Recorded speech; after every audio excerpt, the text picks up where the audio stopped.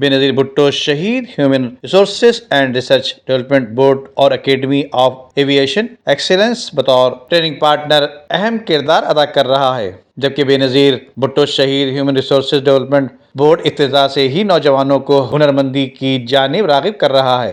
یہ بات شارق احمد نے بے نظیر شہید human resources aviation excellence award کی تقریب سے خطاب کرتے ہوئے کہی۔ ان کا کہنا تھا کہ ان کورسز میں کارگو ہینڈلنگ اور پیسنجرز ہینڈلنگ جیسے اہم زمانہ کورس شامل کیے گئے ہیں، جس کی وجہ سے یہ کورسز بہترین ماحول میں کرایا گیا، جبکہ کورسز کی تکمیل کے موقع پر اکیڈمی آف ایویشن ایکسیلنس کے ڈائریکٹر احمد ثابت عروج خان نے شکریہ ادا کیا۔ اس موقع پر اعزازی مہمان پولانی گروپ آف کمپنیز کے چیئرمین یحییٰ پولانی، بے نظیر بھٹو شہید ہیومن ریسورسز کے جہاں کمال، سابق general major PIA Salman Javed اور برٹش ایئر ویز کے commercial south cargo manager Tauqeer Malik اور دیگر بھی موجود تھے۔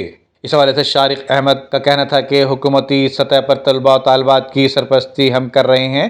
فیوچر جنریشن کے لیے سب کو مل کر کام کرنا ہوگا، جبکہ میں ان کو مبارکباد پیش کرتا ہوں۔ جبکہ ٹریول، ٹریڈ، ایویشن اور کارگو سے میرا تعلق ہے، میں یہاں اعلان کرتا ہوں کہ کامیابی حاصل کرنے والے طلباء و طالبات مجھ سے رابطہ کریں۔ جہاں جہاں ان کو نوکری پہ لگانا ہوگا میں لگا دوں گا۔ اس حوالے سے ڈائریکٹر سول ایویشن احمد ثابت عروج خان نے مہمانوں کو گلدستے اور شیلڈ پیش کی۔ اس پرمسرت تقریب میں 120 طلباء و طالبات کو اعزازی اسناد سے بھی نوازا گیا۔